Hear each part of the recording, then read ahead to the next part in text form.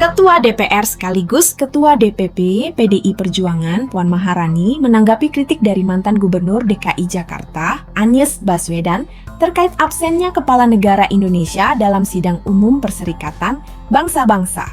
Dalam beberapa tahun terakhir, Puan menyatakan hal itu merupakan bagian dari periode pemerintahan sebelumnya. Ia pun optimistis Presiden Prabowo Subianto akan menunjukkan kehadiran dan keterlibatan lebih aktif dalam forum-forum internasional ke depan. Itu kan terjadi di periode yang lalu. Saya tentu berharap insya Allah ke depannya Pak Presiden Prabowo akan hadir dalam forum-forum internasional seperti PBB, ujar Puan di Kompleks Parlemen, Senayan, Jakarta, Selasa, 15 Juli 2025.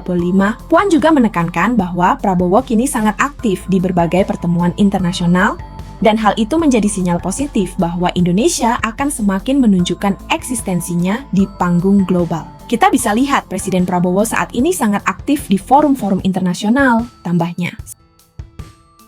Sebelumnya, dalam rapat pimpinan nasional Pembela Gerakan Rakyat pada Minggu 13 Juli 2025, Anies Baswedan menyoroti kurangnya kehadiran Kepala Negara Indonesia dalam pertemuan global strategis seperti sidang umum PBB. Ia menyebut, dalam beberapa tahun terakhir, Indonesia lebih sering diwakili oleh Menteri Luar Negeri, bukan oleh Presiden. Bapak Ibu sekalian, bertahun-tahun Indonesia absen di pertemuan PBB. Kepala negara tidak hadir, selalu Menteri Luar Negeri yang mewakili, ucap Anies. Menurut Anies, sikap pasif seperti ini bisa berdampak buruk pada posisi strategis Indonesia sebagai kekuatan besar di Asia Tenggara dan dunia. Kalau kita tidak aktif di dunia internasional, itu ibarat warga kampung yang rumahnya paling besar, tapi tidak pernah ikut rapat kampung. Cuma bayar iuran saja terus, sindirnya. Anies juga menyoroti stabilitas kawasan Asia Tenggara yang menurutnya menjadi peluang strategis bagi Indonesia. Ia membandingkannya dengan kawasan Asia Timur dan Selatan yang kerap diwarnai ketegangan geopolitik. Di timur ada Tiongkok, Jepang, Korea Selatan, Korea Utara, Taiwan, semua wilayah dengan ketegangan tinggi. Indonesia bisa berperan sebagai penyeimbang di kawasan ini, paparnya. Lebih lanjut, Anies menekankan pentingnya pembenahan dalam negeri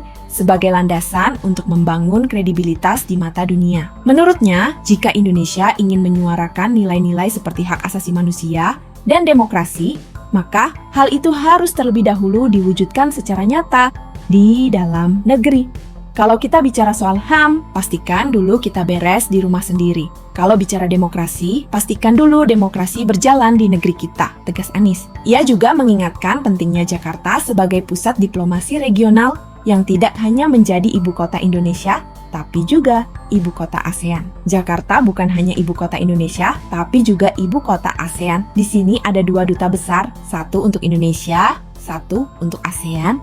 atau ASEAN. Ini menunjukkan betapa pentingnya posisi Indonesia dalam komunitas global. Pungkasnya,